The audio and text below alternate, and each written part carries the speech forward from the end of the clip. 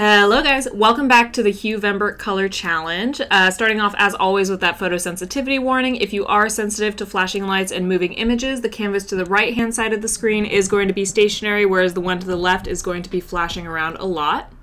So right off the bat with this one, I was having a lot of trouble with the pose. I actually ended up having to try and look up some references, but I couldn't find any references online of people doing this pose. All those pauses there are of me trying to Google smoking poses, because that's what he's doing, is holding a cigarette in that hand. And I eventually just had to do the pose myself in a mirror and try to copy it off of that.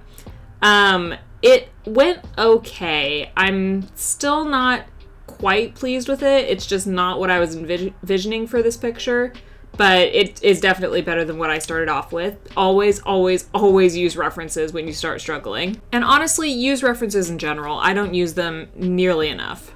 So once I finished that first sketch, I'm actually going back over it again here with a second sketch, because the first one just got too busy and I couldn't quite see what I was doing anymore. I wasn't comfortable doing the line art over that first sketch. Again, pausing to look at myself in the mirror here to try and get this pose down.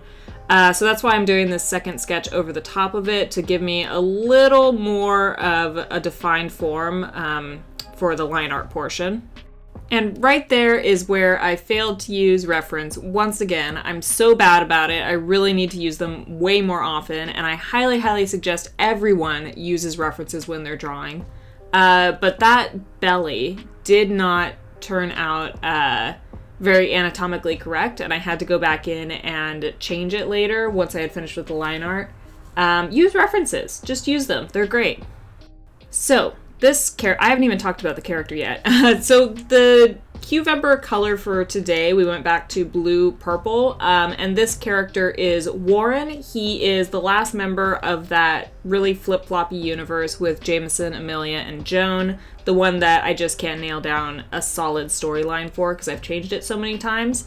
But Warren is included in that character, in that universe. He is definitely my most tattooed character, and I realized here that I got his like tree sleeve on the wrong arm. I thought it was going up from the wrist, but it was actually going up from the bicep on the opposite arm. So that wrist one I just changed to a full blackout sleeve, which was a new choice for this character. He definitely did not have that before, but I think I like it and I think I'm going to keep it. So Warren here, his character, those belly tattoos just gave me the worst time. I looked up so many references for them, and I finally changed them. Here, I'm pausing because I'm just scrolling through references and inspiration, and I finally just went back to a fern tattoo, so it was a fern on one side and a rose on the other. But anyway, this character is what I like to call like the snake in the garden archetype. He's definitely an evil character, but he tries to play nice, he tries to be good, he tries to trick the protagonists. Beyond that, I don't have much of a story for him. I know that he is eventually going to betray someone. He is that snake character. And I don't have that much else to say about him. Again, this universe just keeps changing, and I don't have anything solid for it. And I do like drawing tattooed characters. I think they're very interesting, and you can really tell a lot about the character from their tattoos. But the problem with them is that once you have them all laid out and designed, you need to remember where they are each time you draw the character, and you need to get them to move correctly with the body in any pose that the character's in. So I don't do them that often, but when I do really, really love them. Now, here's where things kind of start to go wrong. I said in the beginning I was really struggling with the sketch. I struggled throughout this whole piece. I'm honestly not that thrilled with the outcome of it. I did want something dark. I wanted something very, almost difficult to look at, like you were watching him in a dark alley kind of thing. But I think it just ended up sort of unreadable. Like, it was too dark. You couldn't really see what was going on. And there wasn't, I think my biggest issue was there wasn't enough contrast, because I did really like going in with these darker shadows here. I liked the contrast that it was giving me, but in the end I did lighten them up a bit, and I think that's where everything just fell apart.